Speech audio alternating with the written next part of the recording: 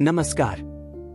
आपका स्वागत है गौतम बुद्ध चैनल पर, जहां हम आपको बौद्ध धर्म के प्रेरणादायक सिद्धांतों और बुद्ध के जीवन की गहराई में ले जाने का प्रयास करेंगे।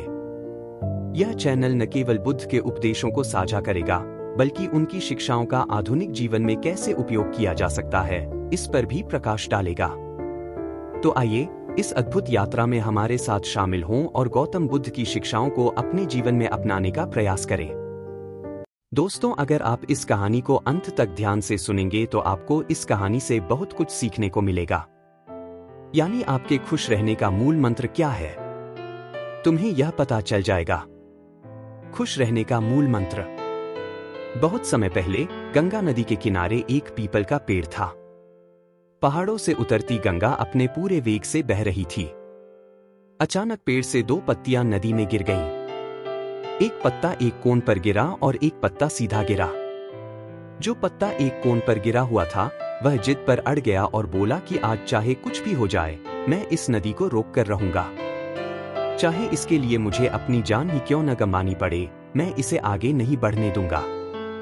वह पत्ता जोर जोर से चिल्लाने लगा कि रुक जाओ, तुम्हें गंगा में आगे नहीं जाने दूंगा। लेकिन नदी अभी भी बह रही थी। नदी को पता भी नहीं था कि कोई पत्ता उसे रोकने की कोशिश कर रहा है। इधर पत्ते की जान खतरे में थी। वह लगातार संघर्ष कर रहे थे। उस पत्ते को नहीं पता था कि बिना लड़े भी उसे उसी जगह जाना है जहां वह थक कर हार कर पहुंचेगा। लेकिन अब और तब के बीच का समय उनके लिए दुख और दुख का समय बन गया था। वही दूसरा पत्ता जो सीधा गिरा था, नदी के प्रवाह के साथ बड़े मजे से बह रहा था और वह कह रहा था, चलो गंगा, मैं तुम्हें आज तुम्हारी मंजिल तक पहुंचाऊंगा। चाहे कुछ भी हो जाए, मैं तुम्हारे रास्ते में कोई बाधा नहीं आने दूंगा। नदी को इस पत्ते के बारे में कुछ भी पता नहीं था। वह अपनी लय में सागर की ओर बह रही थी।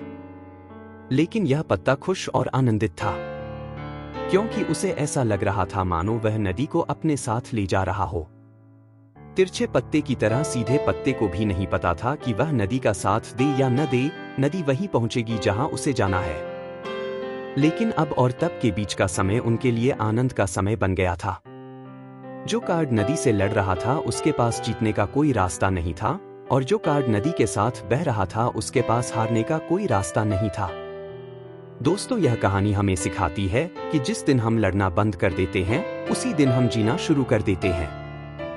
अब लड़ना छोड़ने का मतलब यह नहीं है कि आप सपने देखना बंद कर दें या उस पर काम करना बंद कर दें, बल्कि लड़ना छोड़ने का मतलब है कि आपको उन चीजों को बदलने की कोशिश नहीं करनी चाहिए जो आपके नियंत्रण में नहीं है।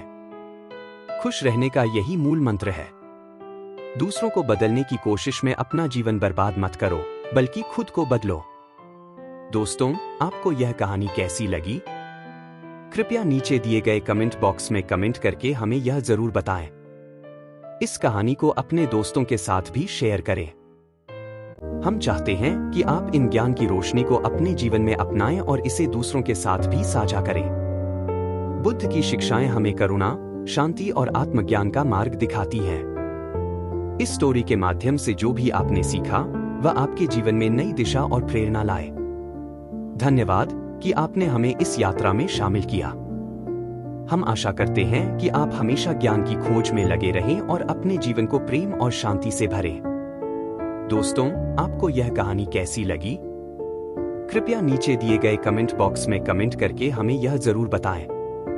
इस कहानी को अपने दोस्तों के साथ भी शेयर करें और चैनल को लाइक, सब्सक्राइब जरूर करें। धन्यवाद।